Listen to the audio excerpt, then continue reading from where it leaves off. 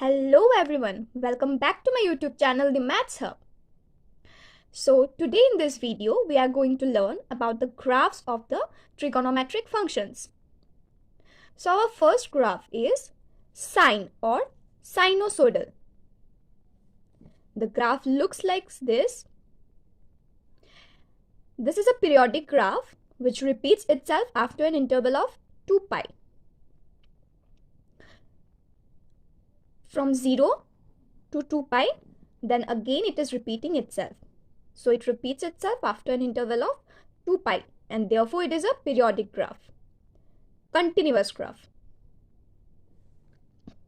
Our next graph is cos or cosine graph. The graph looks like this. Cosine graph also repeats itself after an interval of 2 pi. See, from here to here, it is completing one cycle and again it is repeating itself. So therefore, the cosine graph is also a continuous graph. Our next graph is tan or tangent graph. The graph is of like this. This is pi by 2, pi, 3 pi by 2 and then comes 2 pi. The next is cot, which is the reciprocal of tan, we know. So the graph is the opposite of this. And both of them repeats theirself after an interval of pi. Both of them repeats theirself after an interval of pi. Our next graph is secant graph. Secant graph. It is a discontinuous graph. We can see here it is a discontinuous graph. It repeats itself after an interval of 2 pi. See, from minus pi by 2 to pi by 2. Then pi by 2 to 3 pi by 2. This is pi. So it repeats itself after an interval of 2 pi. The last graph is cosec graph or cosecant. This is also a discontinuous graph which repeats itself after an interval of 2 pi. Our secant graph is like this, from minus pi by 2 to plus pi by 2, and our cosecant graph is from 0 to pi. Then from pi to 2 pi. So that was all for the graphs of the trigonometric terms. Now, there are three formulas.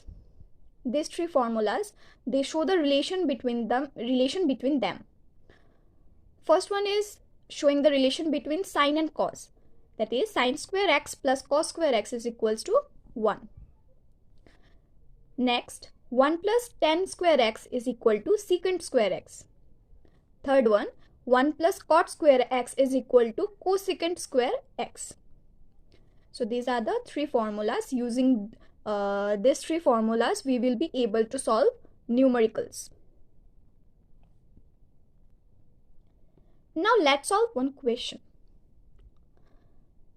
If cot x is equal to minus 5 by 12, where x lies in the second quadrant, find the values of other 5 functions. They have given the value of cot x and our question is to find the value of other 5 functions. That is sine, cos, tan, secant and cosecant. So the x lies in the second quadrant. X lies in the second quadrant means the angle is in the second quadrant. First, second. So in the sign convention video, in the previous video, lecture number 2, we saw that in sign convention, in second quadrant, first quadrant, all the trigonometric terms are positive. In second quadrant, only sine and cosecant is positive. For more reference, you can visit to that video and clear your doubts. So in second quadrant, sine and cosecant are positive. Now, the remaining terms are negative. So from here, we can conclude that all the terms except sine and cosec, the value will be in negative. Here we can see that cot x is also in negative. Now we know that cot x is the reciprocal of tan x. So from here what we can write, cot x is minus 5 by 12. So tan x will be minus 12 by 5. Done. Now from this second formula, from the second relation, we get 1 plus tan square x equal to secant square x. So we got the value of tan x. Now we can find the value of secant x. That is, secant x is equal to root over 1 plus tan square x. Substituting the value of tan x, we will get the value of secant x is 13 by 5. Now why I have written here minus? Because secant is negative in the second quadrant, since they have mentioned that x lies in second quadrant. Now we know that secant is the reciprocal of cos. So cos x will be minus 5 by 13. Now we got the value of cos. From the first relation, we will get the value of sine. Sine square x plus cos square x is equal to 1. Therefore, sine x, the value of sine x is 12 by 5. Now it is positive since it is in second quadrant.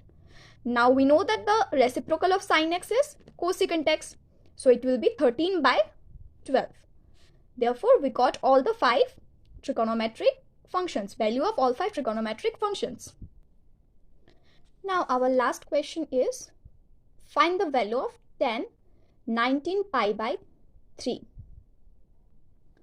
So dividing this 19 by 3, we will get a mixed fraction like this, 6 1 by 3, which will help us to divide it in this way. To break it in this way, we will get 6 pi plus pi by 3.